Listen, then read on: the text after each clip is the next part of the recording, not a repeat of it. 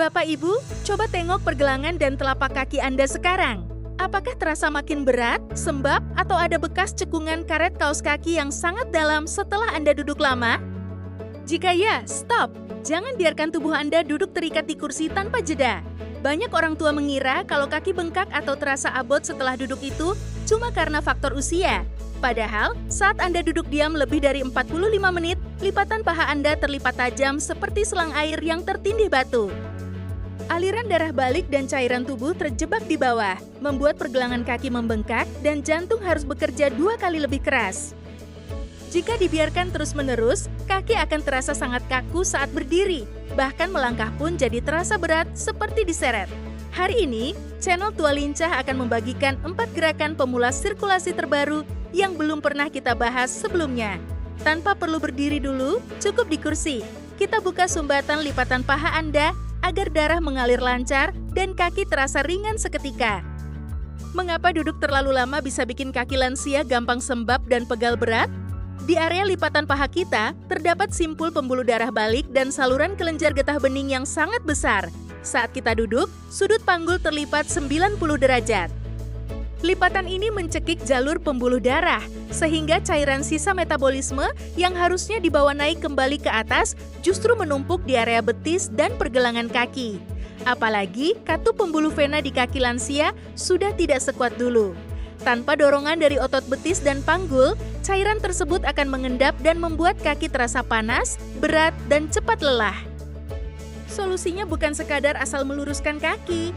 Kita harus melakukan gerakan pembuka lipatan, yaitu memompa otot-otot dalam di sekitar panggul dan betis agar jepitan di lipatan paha terbuka dan cairan yang menumpuk tadi tersedot kembali ke atas.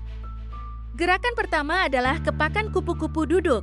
Duduklah di bagian agak depan kursi Anda. Rapatkan kedua telapak kaki Anda di lantai, lalu buka kedua lutut Anda ke samping dan rapatkan kembali secara perlahan, menyerupai kepakan sayap kupu-kupu. Gerakan mekar kuncup paha dalam ini secara langsung meregangkan dan melancarkan sumbatan pembuluh darah di area lipatan paha yang terhimpit akibat duduk. Gerakan kedua, putar engsel tumit tumpu. Masih posisi duduk, jinjitkan jari kaki kanan Anda di lantai. Sekarang, putar pergelangan kaki Anda membentuk lingkaran penuh secara perlahan ke arah luar, lalu putar ke arah dalam. Gerakan memutar dengan tumpuan jari ini memeras pembuluh darah dalam di betis yang bertugas sebagai pompa utama penyedot darah balik ke jantung. Gerakan ketiga adalah remas otot bokong duduk. Duduk tegak di kursi Anda. Sekarang kencangkan dan remas otot bokong Anda kuat-kuat seolah-olah Anda ingin terangkat sedikit dari dudukan kursi. Tahan selama 3 detik, lalu lemaskan kembali. Gerakan pijatan internal ini membebaskan pembuluh darah panggul belakang yang tertindih oleh berat badan Anda sendiri selama duduk lama. Gerakan keempat adalah lurus kaki serong. Duduk tegak di kursi, luruskan kaki kanan Anda ke arah serong kanan depan. Tarik pergelangan kaki Anda mendekat ke arah badan, tahan 2 detik, lalu turunkan.